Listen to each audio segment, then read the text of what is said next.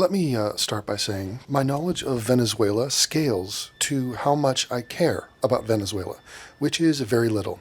I've never been there. I don't really want to go there. I've read about its murder rates. They're insane. It is the third world. I know there's drug cartels. I know there's kidnappings. I know they win Miss Universe pageants, so there's that. Outside of that, who really gives an F? I used to live in Argentina and Brazil. Those places are nice, but not Venezuela. Quite different, and under this leadership, a dictator, it seems to be a rather messed up place. So it's kind of a backward shit show. Nobody likes it. Everyone hates it. Everyone left it. And I think change is necessary and good. So I'm fully in favor of us going and bringing this dude to justice for whatever the hell we want.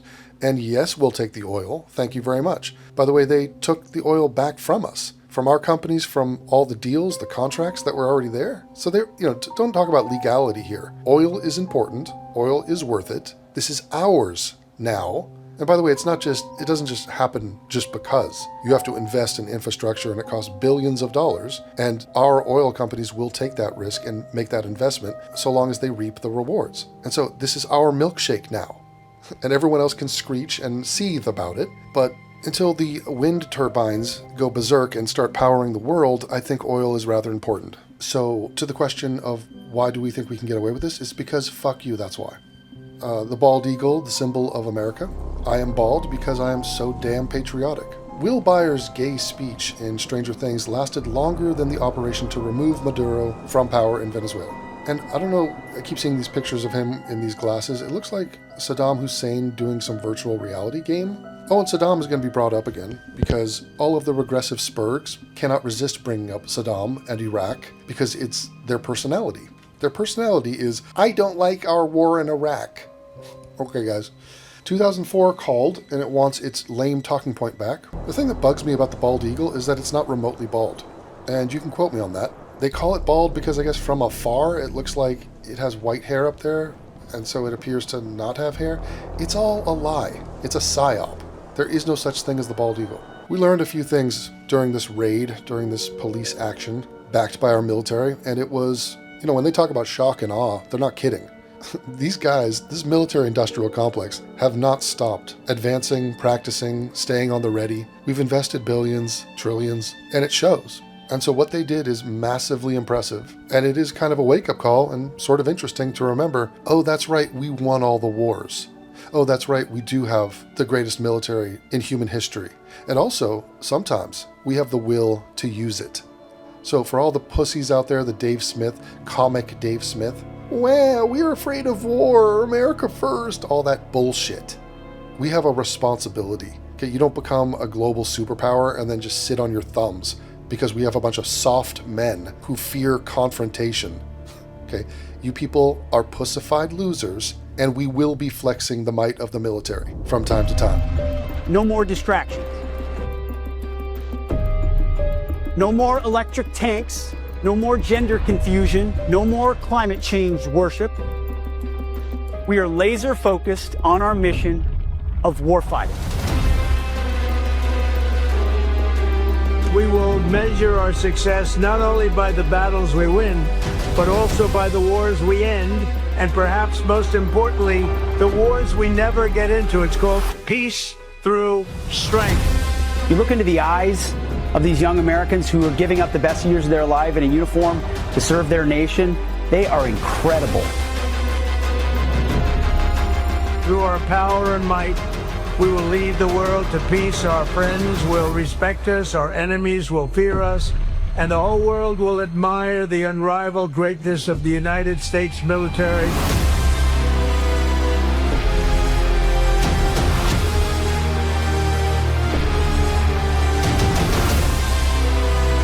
We will replenish the pride of our armed forces, end the recruitment crisis. We don't fight because we hate what's in front of us. We fight because we love what's behind us. God bless you. God bless our armed forces. God bless our men and women serving overseas. And God bless the United States of America. Well, yeah, there's no God, but we'll switch it. We'll switch it to like Gesundheit America. We're bombing Venezuela right now. It is 2:35 a.m. and peak kids, bro. Fucking cosplay G.I. Joe is literally bombing Venezuela. You guys didn't stop them when they were bombing boats in the ocean. You didn't stop them when they fucking took a tanker off the coast of Venezuela like a bunch of fucking pirates. You guys didn't say shit when they bombed Nigeria less than 2 weeks ago. What the fuck are you guys doing? We are the terrorists. We are exporting error to the rest of the world. What the fuck is it going to take for you people to remove this dementia-ridden patient who needs to be in a fucking padded cell at this point? So it has been marvelous and wondrous to witness the disconnect between leftists instinctually, impulsively, reacting to anything Trump does as that's bad. It's really anything America does. So it's a double whammy. If Trump did it and if America did it, it's got to be bad. Because they're self-hating and because they hate whites, they view America as, well, Donald Trump is a white guy. America is a white colony of a white country. So it's meant to be shit upon. Meanwhile, every single Venezuelan on planet Earth is totally enamored by what has happened and love every aspect of it. So it's proof positive confirmation that they have no idea what they're talking about and they're literally insane. But it also speaks to my regressive agenda, which I made years ago, and it hits on the following points. The first two, fuck white people are racists, and then fuck America. Blame America and its military for every problem on Earth. Mention Iraq. Oh, and they're mentioning Iraq. So our 30-minute incursion into Venezuela, they have the nerve to call that a war? Yeah, I thought he said he wasn't going to start new wars. This isn't a war. Okay? My lord, this is a war the same way I started a war with the spider in my bathtub.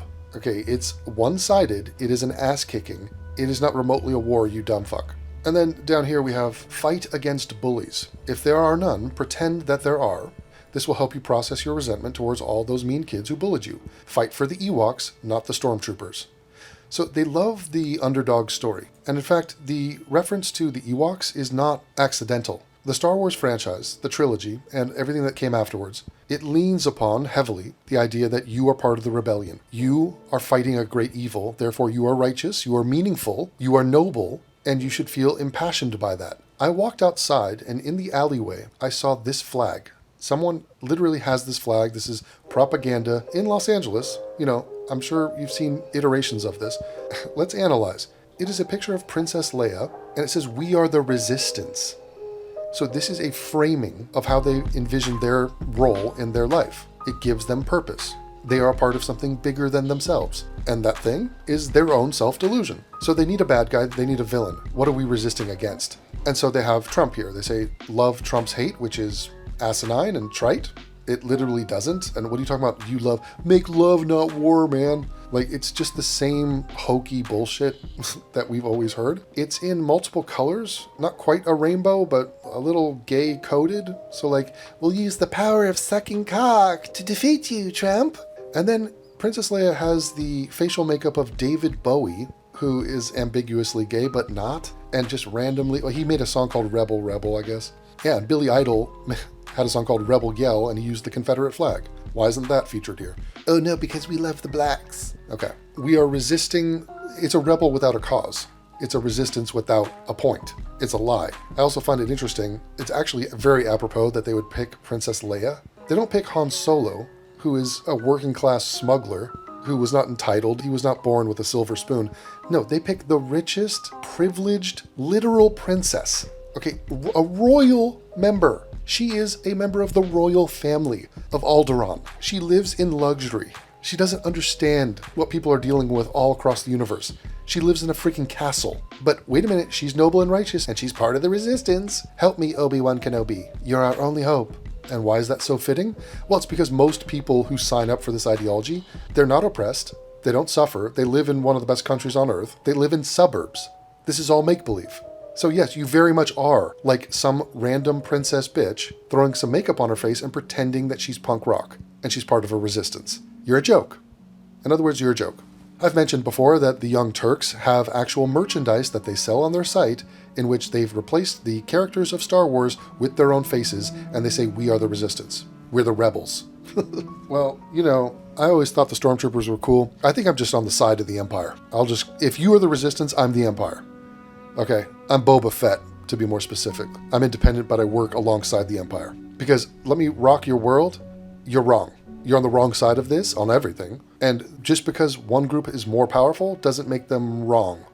Or the bad guys. That's just you being an idiotic moron. But here is one such person who is part of the left, and she has some bad things to say about Trump and what America just did in Venezuela. Trump has bombed Venezuela and captured Maduro. This is US imperialism at its most naked. Well, I love nakedness. I love American imperialism.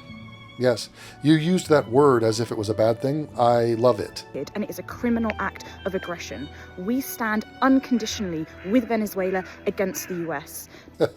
This is a woman in England walking around outside some council estate talking about we stand with this and I braided my hair and it's a sign of resistance. Like, what are you talking about? No one gives a fuck. Go back to Starbucks. Trump claims that this is about democracy or this is about drugs, but this is a lie. What this is about is US imperialism maintaining their control over the region and its resources. Yes.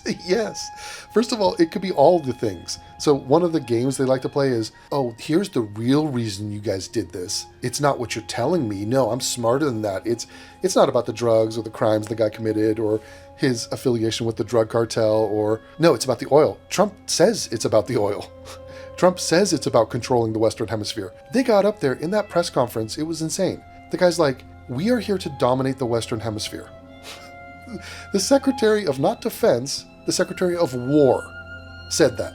Okay, he says the Monroe Doctrine, these are old ass, hundreds of years old policies from our forefathers who owned slaves. And they're sitting there going, yeah, we believe in manifest destiny and the Monroe Doctrine. And now it's called the Don Roe Doctrine. So you're damn right, we're not going to let you sit in our hemisphere. So if you're on the other side of the Atlantic, you have a little buffer and we won't flex on you. If you're over here, no, you're basically ours and we'll tell you what we were going to do. And she's like accusing America of the thing America is proudly asserting. You're just using your power and to control things in the Western Hemisphere. Yes. Yeah. That's what we're doing. No, but I stand against it. I'm going to hold a rally and we're going to do a drum circle. Okay, do that. Protests will be called across US embassies all over the world, and these should be mobilized for as much as possible. And a full statement of this by the RCI will be coming out later. The RCI, I can only imagine what that is. They're going to release a statement. Hey, Trump, you got an angry email coming your way. Better go to the Situation Room on that. This is the vibe. Trump violated international law is spoken by people with that sort of a chin. So that's a true thing. But yeah, we just didn't give a fuck. We just came in the dead of night, and our helicopters are top notch. There ain't no Black Hawk Down. All right. The Somalis are busy defrauding us in America to be shooting their RPGs, and they're not in Venezuela anyway. So we came, we saw, we conquered. It was rather beautiful. Oh, what a lovely war. And word to the wise, for you to call it a war, it should probably last longer than an hour. I know there's the 10-day war.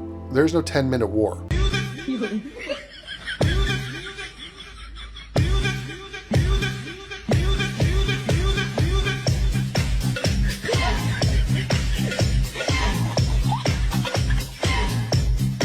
Here's the Secretary of War drinking a coffee and flying in with some of those helicopters, which, are from Avatar.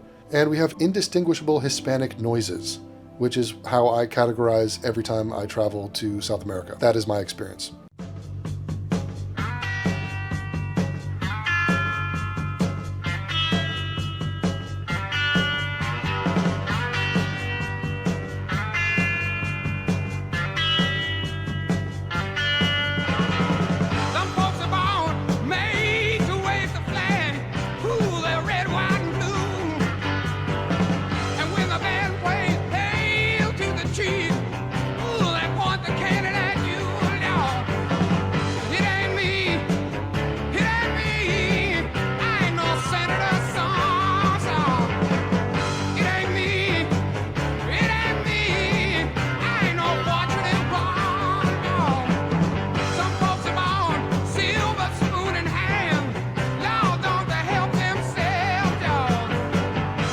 To our nations, they don't sleep.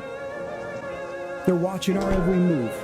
Iran, Russia, China, North Korea, ISIS, Al-Qaeda. They may be watching this right now. Our military should not be mistaken for a cable news gabfest show. We don't care what you look like. We don't care who you voted for, who you worship, what you worship, who you love. It doesn't matter if your dad left you millions when he died or if you knew who your father was. We have been honed into a machine of lethal moving parts that you would be wise to avoid if you know what's good for you. We will not be intimidated. We will not back down. We've seen war. We don't want war.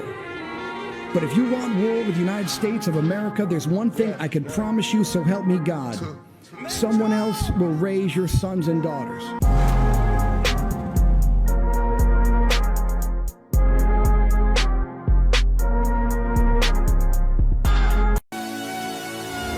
Nicolas Maduro had his chance, just like Iran had their chance, until they didn't and until he didn't. He effed around and he found out. This is about the safety, security, freedom, and prosperity of the American people. This is America first. This is peace through strength. And the United States War Department is proud to help deliver it. Welcome to 2026, and under President Trump, America is back. Oh, we're back. But we never left. Welcome to 2026. Oh my God. These guys were memeing hard. The White House was putting out clips. They were putting out clips of Marco Rubio saying, if you don't know, now you know. They set that to the Biggie song, which is followed by, if you are a fan of hip hop, if you don't know, now you know, nigger. Or sorry, nigga. All right, they cut that part out, but we are literally memeing upon the world. Now, I don't know who is running the White House Twitter account, but they're speaking the language of the internet. They're speaking internetese, and they're not pulling their punches. So they're like, I see your self-righteous outrage at everything we fucking do, and I raise you, I don't give a fuck. And they're doing it preemptively. We preemptively don't give a fuck about how you people will react to this. And here's a picture of Monroe, James Monroe, I want to say. And there's Donald Trump's fat Alfred Hitchcock-esque shadow looking at the Western Hemisphere. And yeah, Greenland, you're included in that. He has plans for you too. But now I take you to a Argentinian Jew who, I buried the headline, he is very, very short. He's an incredibly short man. Don't want no short dick man. It's David Pakman. He is an Ashkenaz, and he has an Ashkenaz. No, he doesn't. It's a normal-sized nose. But here's Pakman with some thoughts. Donald Trump, the anti-war president, has bombed Venezuela and has reportedly captured Venezuelan President Nicolas Maduro. Oh, we caught you in a hypocrisy. You said you were anti-war. First of all, David, this is not a war, so he's still anti-war. Okay? So are you seriously this deluded that you think we're in a war with Venezuela? What are you talking about? The fuck you... We didn't take a single casualty, Dave. What are you doing, Dave? So, but already he's trying to attack Trump. I thought you said this one thing. Also, Dave, things change in life. So there's new information. We have bad characters out there doing bad things, consorting with our enemies. So things have changed. We had to take military action, you shrimpy douche. This is one of the biggest news stories in years, and of course, I mean, it's only... To witness the rest of this video, sign up at censored.tv. Be sure to use the coupon code ROOM to get 20% off. Or you can head over to subscribestar.com/atheism and join up to receive every full-length new video Devon makes. It barely costs anything to sign up. You know he deserves your support, and you deserve to be entertained by every new video AIU creates. So become a flying monkey and let's go.